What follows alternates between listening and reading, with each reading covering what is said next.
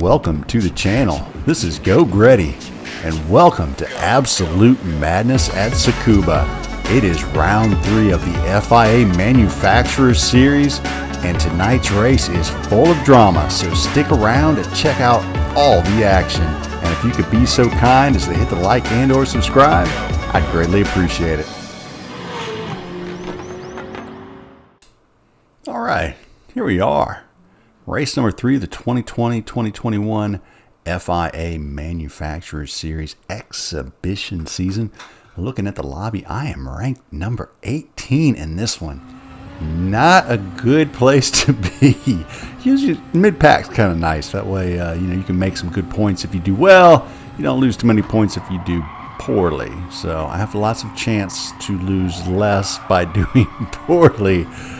So we crossed the line for our first qualifying lap in pole for just a moment there at 52.842. I jump out of the pits. Going to jump right back in with a fresh set of tires and hopefully fresh mindset, trying to get this lap time down below a 52.842 as I wait on traffic before I merge on the interstate. Yeah, I'm the kind of guy you cuss when you're trying to merge on the interstate and they stop on the merge lane. Nah. So I merged onto I-10 here, onto the racetrack here, and behind everybody, so I don't ruin anybody's hot lap there. I just wanted to show that because it was kind of funny. It was quite a long line of cars that was coming. So anyway, I jump back in there, make sure my brake mouse is one in the rear. That's the one time I beat a 52.840, 850, 52.8, whatever. I had it one to the rear, so I want to make sure it was definitely one to the rear going around here in the VW Beetle. In the slower cars, I'm actually really good on this track, and in the GR3 car, at least in the Beetle, I am not doing well. I mean, I'm not terrible. I was watching Urias earlier, and he was like third in his lobby with a 52.5, I think it was. Anyway, and I'm sitting here in 17th with a 52.8, and I want to say pole is sitting around like a 52.4. So I'm like a second, not second, but about a half a second behind pole position right now, with about 47 odd seconds remaining. So sticking out here around, hopefully going to make it a better lap. I do not, so we get one more shot to move up the grid. The qualifying extremely important to this race, as passing cars here nearly impossible to do so cleanly. Everyone tries, but it's just a difficult task. It's a tight track. There isn't a long acceleration zone out of the corners, so even if you do get a better run on someone out of the corner, again, very difficult to get alongside them to present your car before the next turn. So being that passing is so difficult, the qualifying is just so important here. So we're gonna get one more shot after this outlap here to set something lower than a 52.842, and the pole's sitting at a 52.457, and I do drop it by 0.02 of a second. So not really gonna move me up anywhere. I wish I could have hit that 52.6 that I hit earlier. That would have put me a little closer to the mid pack, not quite in the mid pack, but a little closer there. But man, what a closely matched lobby. 4/10 from P1 to P17. And I don't think the guys behind me were much farther back either. So under a second, first to last place probably. So tire strategy for this race, there are about as many as you can shake a stick at.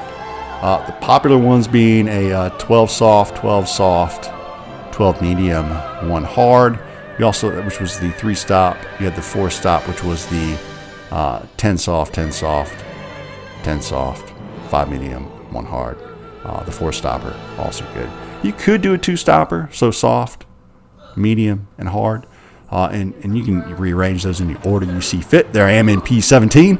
And thank you, ProperID, by the way. But so many tire strategies, and of course it can also depend on how you did in a certain stint, where you are, how big the gap is behind you on the map. There are all kinds of things to keep in mind. Yours truly chose to start on the hard tires. That's right, I stay hard. No, not really. I start hard. Is that right? Yeah, I think so. Yeah, but I end soft. I don't know. Yeah, I guess so. I guess that's pretty much what happens there. So I'm starting hard on lap 1, trying to keep it tight on the apex. You know, part of you wants to cause the folks behind you to suffer just a little bit when you're on the harder compound tire. Hold them up as much as possible so later in the race you have a little bit of an advantage by keeping them behind you. I don't really want them to suffer, to be honest with you, but I've got to stay to the right here so I don't get some kind of weird penalty for trying to cross, like the one that Megatron gave me many moons ago. 7-seconder at that. Whew. Anyways, we jump in the pits here, end of lap 1, and I noticed something wrong already with my pit crew. We'll zoom in here, and yeah, I'm sure you can see what the problem is. We don't have axle holes on our wheels. Guys. So you got to take the wheels in, you got to drill new holes in them, put them back on. This is why our pit stops are 8 seconds long and not like Formula 1, under 2 seconds. So axle holes for the wheels would be outstanding. Anyway, we move on. So we're on the medium tires now, and it is lap number 2, and I am behind WREX Rex 138 in the yellow Corvette, and I'm about a second and a half behind him. I am on the medium tires. I believe he is also on the medium tires. As it appears, we have similar pace. So I'm just here. I just want to get the head down and catch somebody. I just need to get on the rear of someone so I feel like I've made up some time somewhere, because I've absolutely no idea where I am in terms of strategy of everyone else on the track, because I started on the hards and now I'm on the mediums and I'm way back behind everyone. You can look at the mini map in the upper right hand corner. I'm miles away from everyone. I mean, the P1 is already taking the penultimate turn there, or actually the last turn before the straight, as Tsukuba gets into my rear bumper.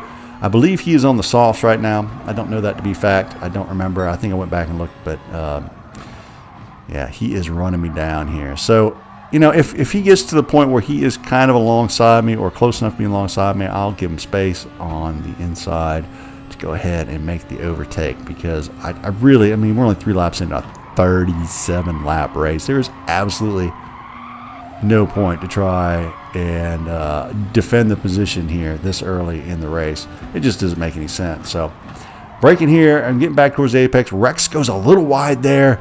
I'm nowhere near close enough to be able to actually take advantage of that. I'm trying to actually stay out of the rear view mirror, and we notice a yellow flag up ahead. I'm thinking, oh, maybe I'll get a Geauxgreddy pass right here. As we look on, it looks like Thunder Nux makes a pass to the inside of Mad Knight Mopar. Not the cleanest, but not terrible. And Mad Knight Mopar takes him out because of it. So Thunder Nux is not known as the cleanest racer on the planet, but Mad Knight Mopar not pleased at all with the little bit of contact there on the pass, even though he went wide in that corner. On this track, you have to expect contact on the passes. It's impossible. It's not impossible to do without contact, but it is very difficult. And when you're trying to lay it into the corner and get on the brakes late, sometimes you get a little loose, a little squirrely coming out, and you just can make a little contact. So as you can see here, Tsukuba goes down the inside of me. I lay off the gas there. He goes around the inside. I jump right back into a slipstream. Minimal time lost there. So moving on to lap 7. And Tsukuba making a move on the inside of Rex 138 there. Also another clean pass. So us boys in the back showing the guys up front how to do it, as they are battling hard up there in the mid-pack, as Equus Ferrum gets by Mad Knight Mopar, and he gets into the the left rear quarter pounder of Equus there just a little bit. And they come back through the next set of corners. Of course, Equus does not run him off the track, because that's not what he's going to do. And coming into the next corner here, Mad Knight puts on his right turn signal. And I don't know if he's telling Equus to go ahead and head down the inside there, since they got a little messy. And everything just kind of falls apart from there. As you can see, Zanetti gets into Equus as he goes down the right as the signal of Mad Knight, and then gets into the quarter of Mad Knight. And then Mad Knight starts banging into Zanetti and bangs into the Porsche on accident instead. So again, tempers starting to flare up a little bit there in the mid-pack. Not shocking. But the drivers need to keep a cool head. You're going to get bumped. It's okay. You just try to be as clean as you can. And you hope if you do make a pass that the person knows you weren't trying to murder him and is going to retaliate, because there are so many tight little corners here. It's pretty easy to kill each other at some point in this track. Because you see Eccles getting to the back of Zanetti there, but backs off. Very good show of sportsmanship there by Eccles. He lets him take that position back. McLaren picking up 2 spots there in that one corner. So that mistake worked out well for him. Coming around here, Rex 138. I'm on his rear bumper finally. Lap 9. Maybe I'll find a way around him. Up ahead of us, not far now. The mid-pack continues to fight as Mad Knight Mopar just decides to ram Zanetti off the track. Doesn't get a penalty for it. I will never figure out this game. As Thundernux gets the quick pass there going into the last corner. I will not figure out this game. I mean, he just rammed him right off the track. No penalty. No penalty. You touch someone in a funny way and you get a 3-second penalty, but you just ram them off the track. Yeah, don't worry about it. It's all good. It's crazy.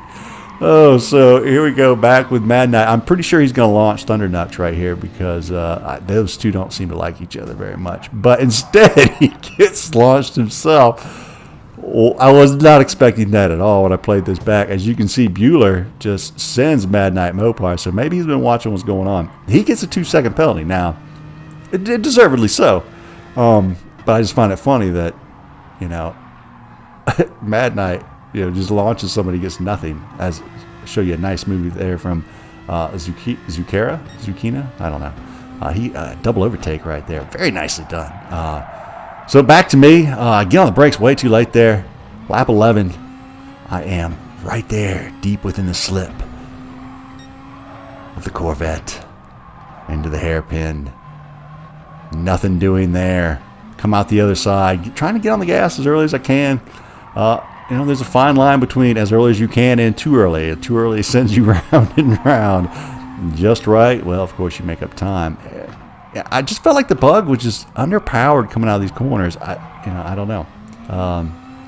Maybe it is me. Maybe it's not. I felt like I could never catch anyone even with their slip coming out of these onto this straight here, and I felt like others were kind of running me down. So maybe I had bad exit. Look at that. Zanetti is flying off the track.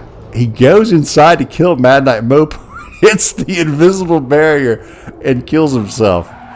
So, again, the cool head did not prevail there. He tried to murder him in a bad murder spot. There's an invisible wall right there guarding the pit lane. I had to laugh at that one. When I first saw it, I thought that Rex had murdered him. I was like, I can't believe Rex just murdered that guy like that. And then I went back and watched the replay. And I was like, oh, wow. He just killed himself. So, lap 12. And one self-murder and many, many bumps and bruises along the way. Lots of tempers are flaring. People have been rammed off the tracks already. And we've got 24 laps left to go yet. I haven't even, had the opportunity to put on my soft tires yet. I'm still on my mediums here. As people jumping in the pits there, you see Potato Wave and Thundernux in the pit. They are coming off their softs onto another set of softs. I do believe they are on the soft medium strategy. So the 12-12-12-1. Potato Wave comes out in front of me, so ease off the gas a little bit, give him the gap. But unfortunately, that pulls me off the back bumper of Rex that I was trying to figure out how to get around. I don't have to worry about that now, as I'm not going to be able to catch Potato Wave on those fresh softs as he is being held up right now. This is what you do not want if you come out after a 12-lap stint on your softs to get stuck behind somebody at the end of their medium stint. This is just wasting you unbelievable amounts of time. You can look at my times there in the high, mid 54s. Not outstanding times there. But it is early in the race, so these tires aren't exactly great. As watch this Rex going in the pit, nails a pit sign. I pass him up going to the pits. I'm like, hey, free position for the Greddy. My pit crew still putting on the darn tires with no axle holes. Slowing us down. Slowing us down. It's going to cost us a position because I had to re-drill those stupid wheels. Rex comes out in front of me. Now, then he hits the brakes earlier, and so I'm like, okay, cool, I'll just go through him. And then he ungoes inside of me. So the game not allowing two racers to be inside one another ejects me out off into the grass. Now, that is not Rex's fault. I was not upset at him about it at all. I just find it odd that the game would even let you do that. I don't know. I was, and then of course I have dirty tires, so I go off track. And then of course I go off track and I get a half-second penalty. So I don't know. GT Sport it's a weird thing. I don't understand how they can't just have you come out of the pit solid, one behind the other. Just figure out who's coming out the pit first and just make you a solid car. It would solve a lot of problems. But whatever. They have reasons. I don't know what they are. They have them. Oh, as Bueller gets really loose going through the S's there near the Dunlop tire.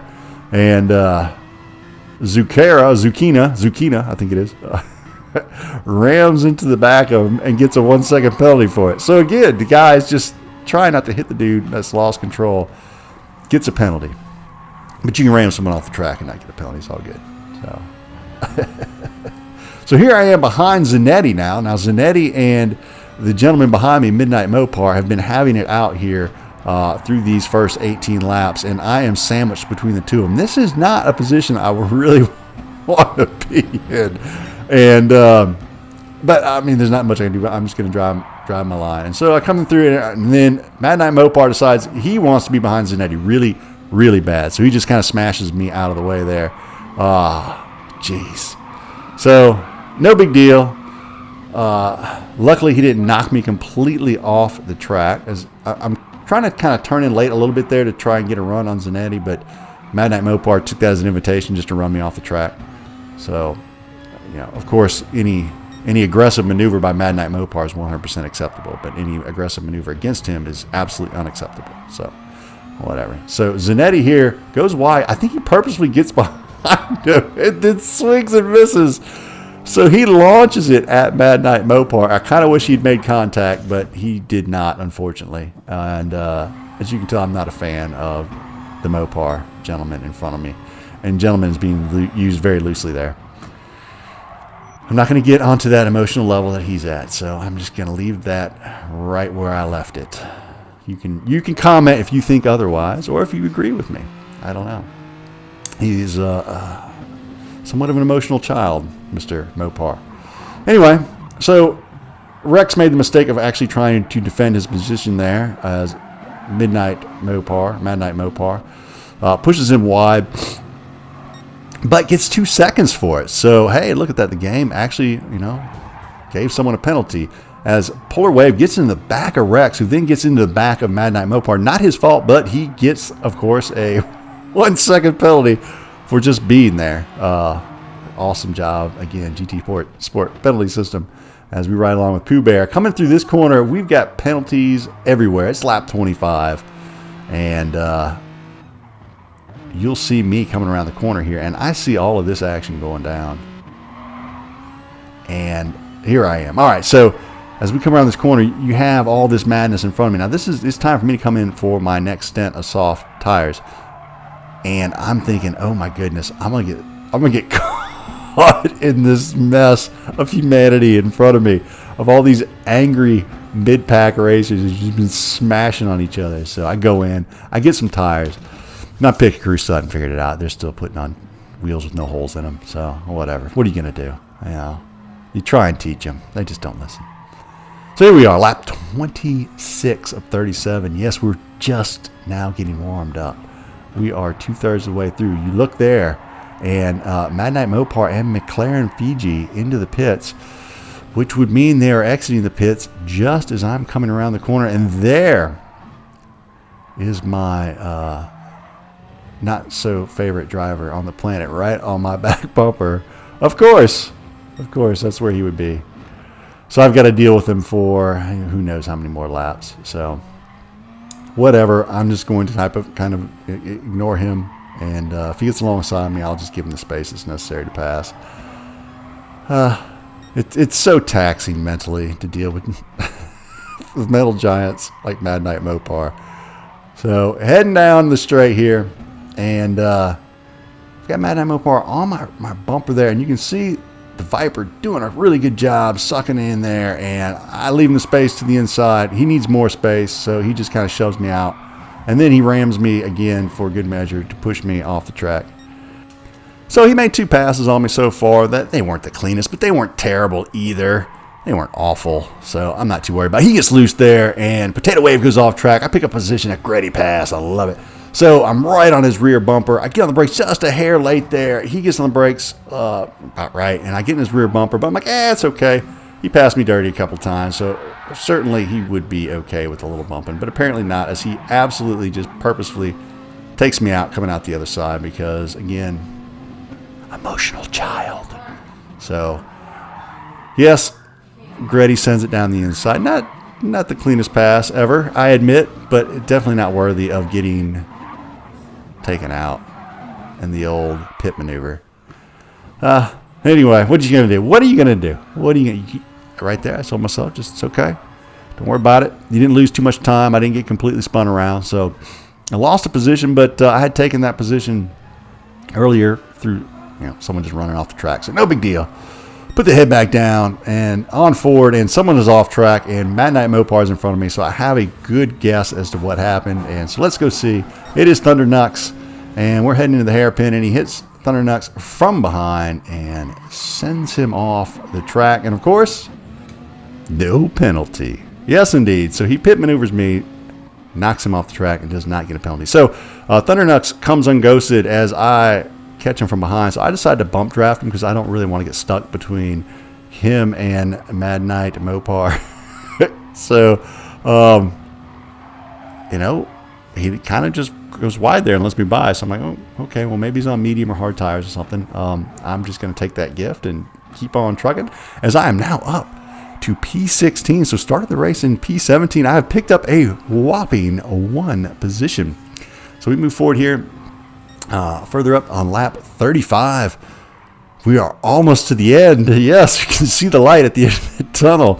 And up ahead, Mad Night Mopar is on someone's rear bumper now. Again, you must remember you are not allowed to defend your position against Mad Night Mopar. Defense is unacceptable, and you will either be wrecked, smashed, destroyed, knocked off the track, cussed out, or something else. Who knows?